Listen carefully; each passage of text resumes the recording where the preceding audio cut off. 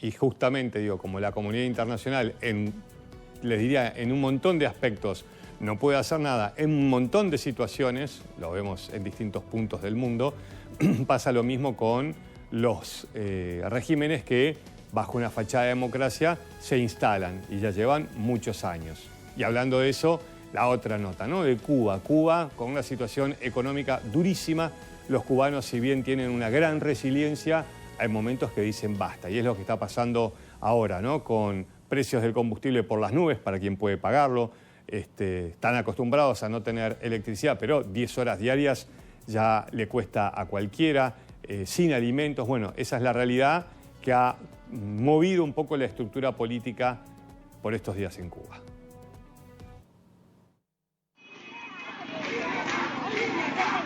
En medio de una creciente indignación por la falta de alimentos y electricidad, cientos de cubanos comenzaron a salir a las calles a manifestarse. Bajo el grito de libertad, corriente y comida, la población se congrega espontáneamente, principalmente en Santiago de Cuba, la segunda ciudad más grande del país, pero también en localidades cercanas y en el sureste de la isla. Estas protestas surgen más de 2 años después de las históricas manifestaciones del 11 de julio de 2021, consideradas las mayores desde la llegada al poder de Fidel Castro. Organizaciones como Justicia 11J denunciaron algunas detenciones arbitrarias y violentas por parte de las autoridades.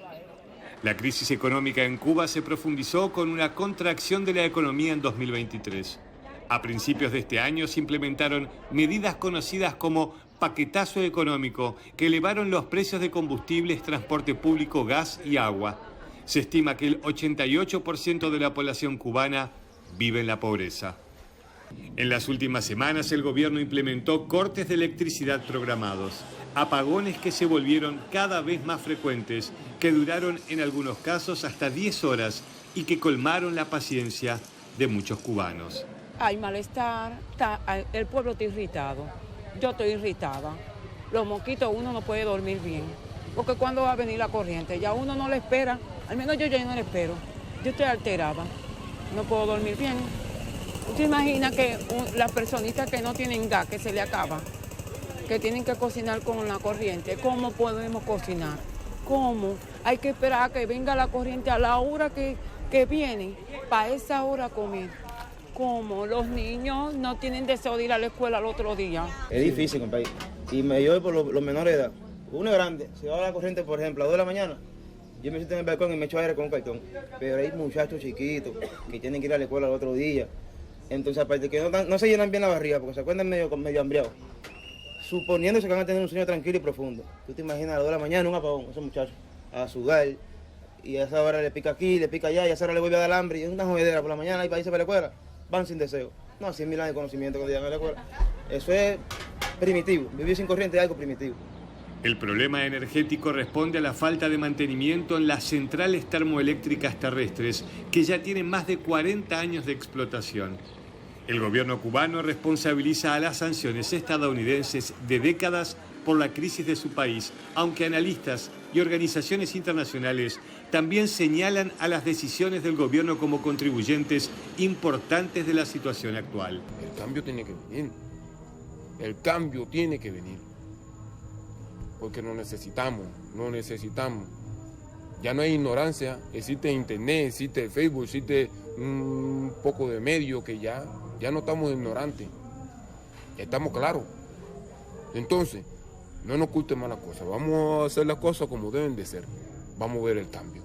Por eso es que están las manifestaciones, por eso es que están las cosas y por eso es que vamos a estar peor. El presidente Miguel Díaz-Canel prometió abordar las preocupaciones de los manifestantes, pero también culpó a quienes llamó los enemigos de la revolución y a Estados Unidos de intentar desestabilizar el país. Desde la Casa Blanca dijeron que su planteo es absurdo. Lo más absurdo es que nos hayan aplicado un bloqueo criminal durante más de 65 años. Eso es lo absurdo. Y la absurdidad de ese bloqueo es la que ha provocado todas las otras reacciones de las cosas que pasan. Yo creo que tanto los voceros del Departamento de Estado de los Estados Unidos, como el gobierno de los Estados Unidos, como su embajada aquí en Cuba, son injerencistas prepotentes y sienten un enorme desprecio por el pueblo y la revolución cubana.